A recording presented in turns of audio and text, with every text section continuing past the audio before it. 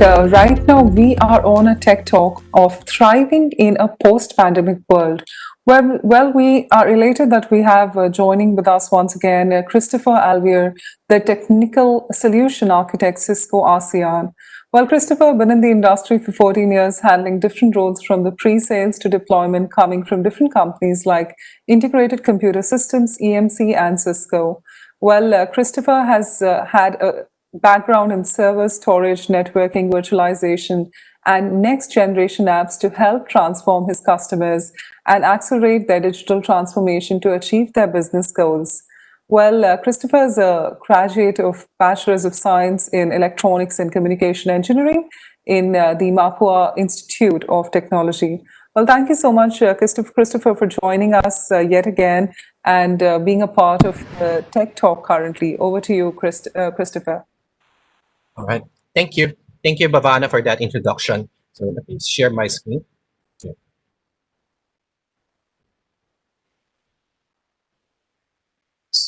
Again, my name is Christopher Alviar. I'm a technical solutions architect. We'll talk about in terms of how do we thrive in a post-pandemic world.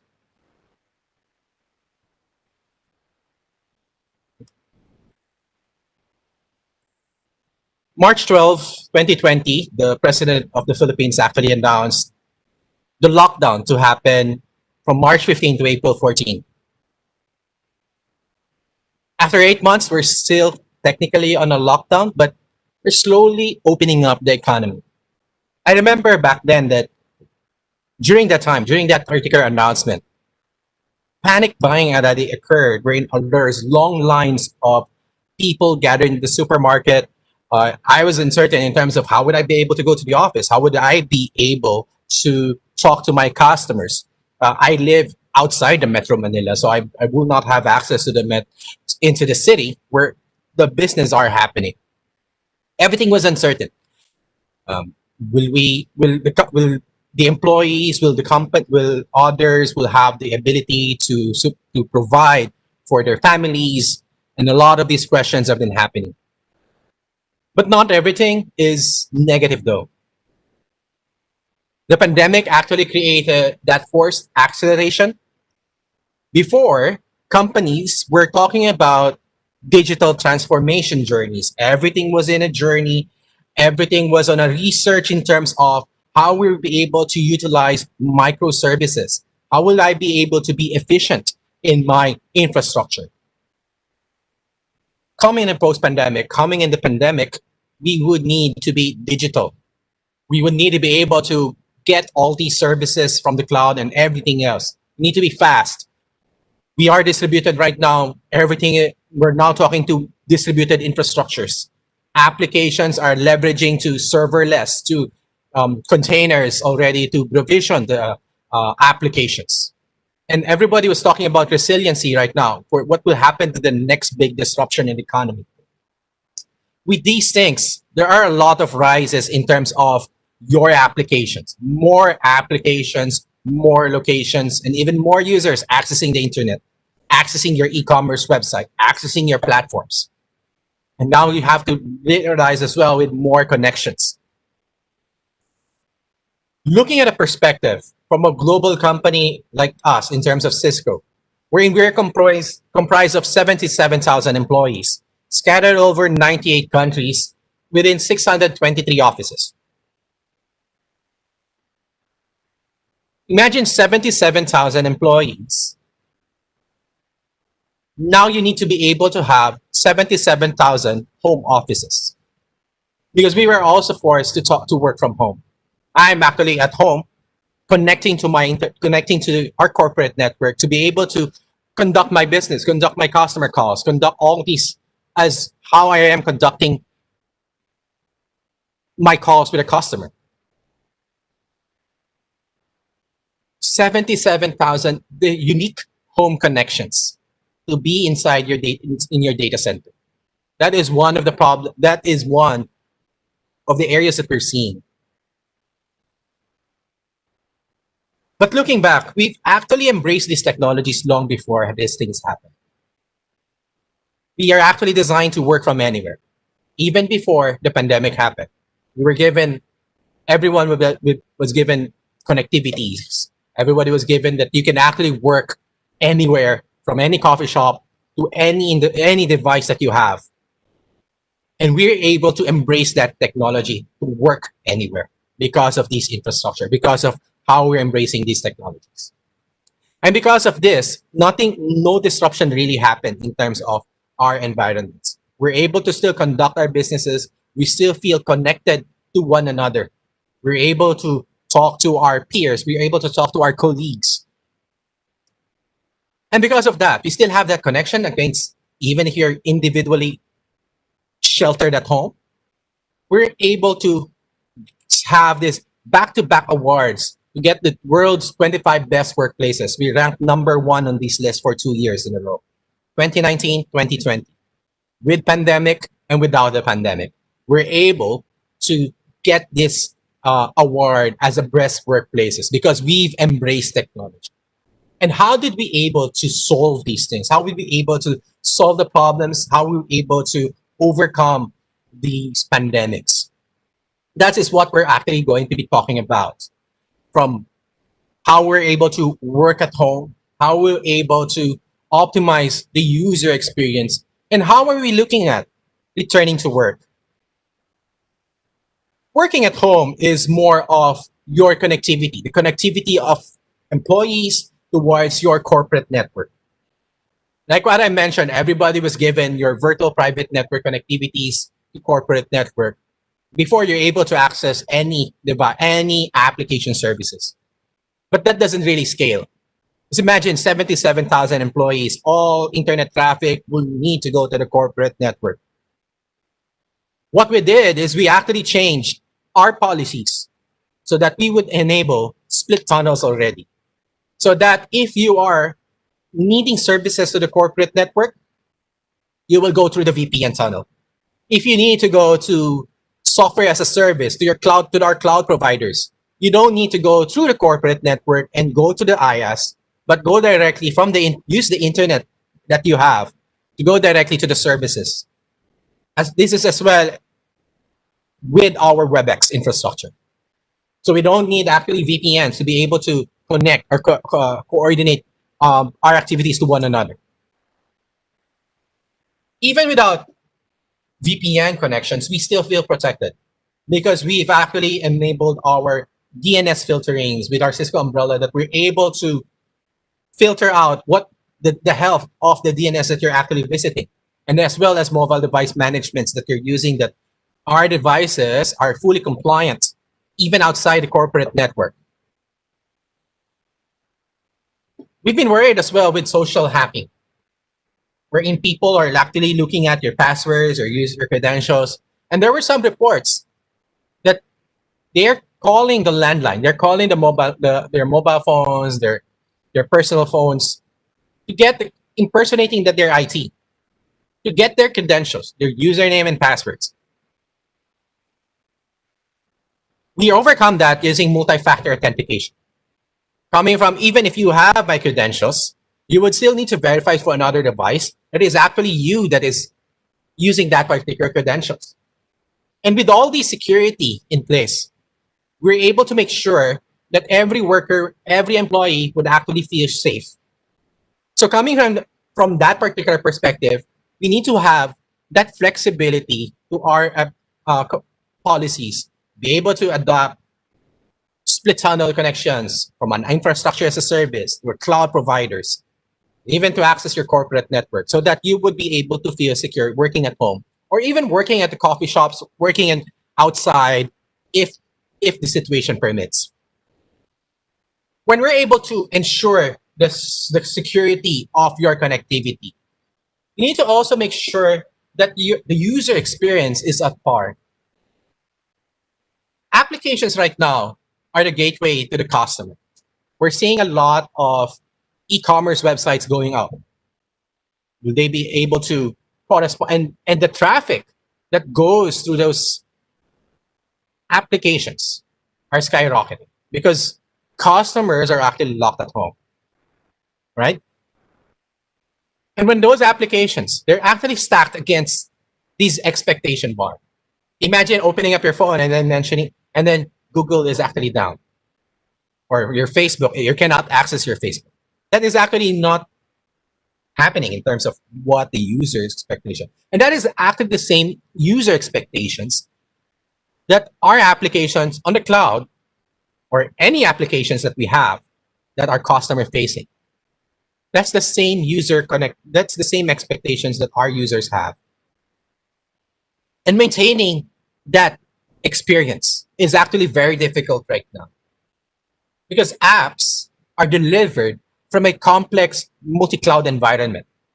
You may be running your applications in a single data center, but moving into the cloud right now, you are actually moving to different cloud providers. You may be doing AWS, you may be doing GCP, you may be doing Azure, or you may be doing other clouds. Your applications are actually distributed across these environments.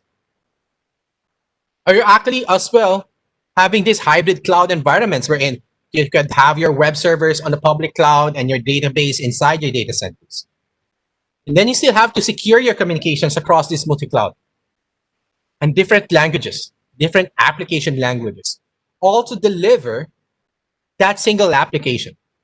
We all need this because this is how we're able to scale, how we're able to cope up. But how we're going to maintain this application, how we're able to optimize the workload that we're looking at. When I say workload optimization, you may have your applications running on any app, any infrastructure, public cloud, private cloud, server, virtualized environment. And then you assign a server capacity. When the server utilization is using the designed server capacity, that is actually your optimal utilization.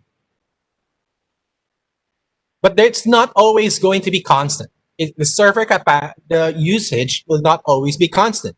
There are times that you will be underutilized.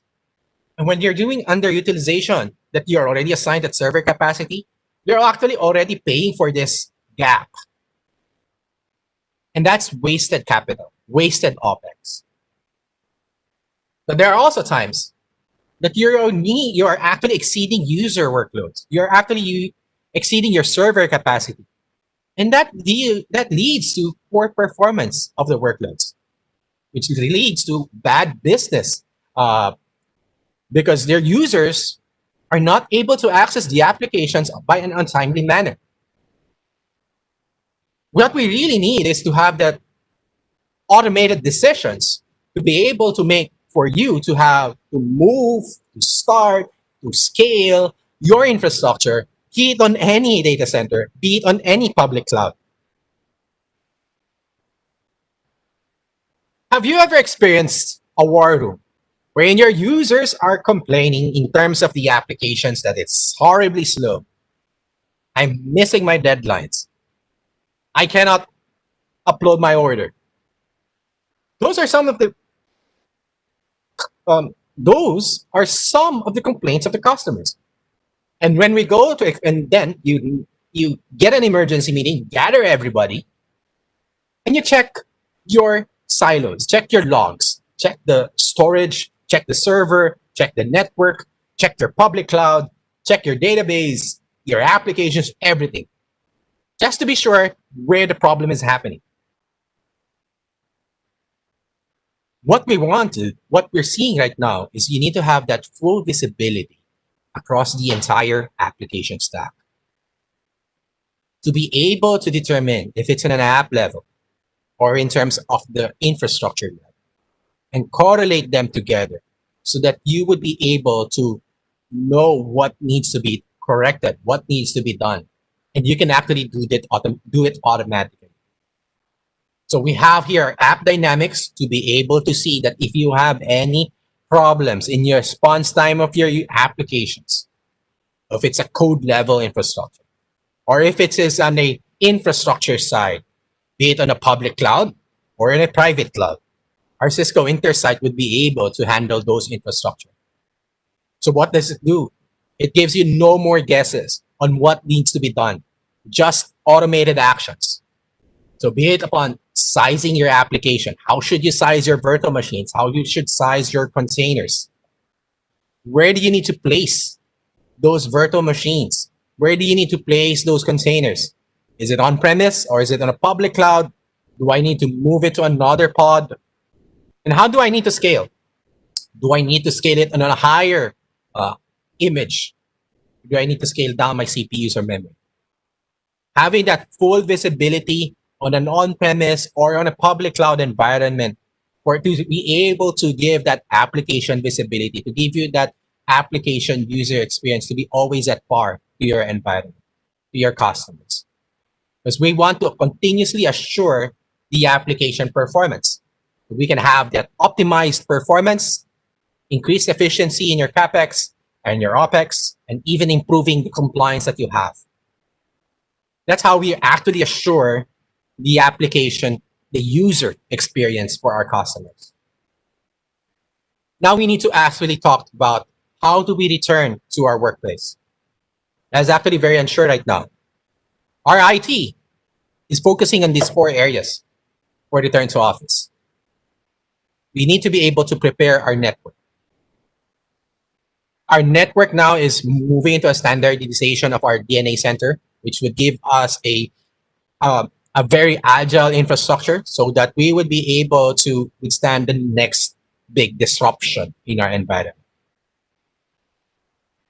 Employing SD-WAN as well to be able to connect to multiple public clouds, multiple branches, so that we would be able to be agile enough to move connections if needed. Our endpoint devices. Our endpoint devices right now is able to count people in the room so that it will be able to give you automated alerts that would say that this room is designed for 10 people and you are already more than that. We will automatically alert you because we're able to count the number of persons in the room. We're also eliminating the use of no contact interaction. Okay. And then if the rooms don't have these endpoints, there is a density monitoring as well with our CISCO DNA spaces to give you that granular safe distancing monitoring to be able to see, act, and even extend those alerts to the environment. If you're looking at a manufacturing, we're in the factory, you'll be able to make sure that the number of persons inside that room corresponds to the safety protocols that you have. And look at, well, in terms of the application, to give you that return to office apps. So we have here an application that would be able to, that you would answer in terms of, do I have symptoms? Have I traveled outside the country, or have I been in contact with somebody that have symptoms? And then that would give me that green pass to be able to be shown to our lobby ambassadors, to our guards, so that we would be able to have access. It's an automated health survey, or even automatically allowing the badges that we have so that we will be able to enter that particular room. So in summary, how do we help you thrive in this post-pandemic? We're able to power your applications and data anywhere, be it running on a public cloud, be it running on any infrastructure. We're able to give you that connectivity requirement or even application experience requirement that you have to optimize these operations from an visibility to an insights that give you an actionable actions already. We let your developers increase innovations and velocity so that they will be able looking at the next innovations that your business would need. All this delivered in a cloud operating model. You don't need to maintain anything in your infrastructure. That is how we're able to help you thrive and how we actually thrive in this post-pandemic. To know more about our details, we could actually visit us in our booth or chat us so that we're in this the platform that we're looking at. Thank you.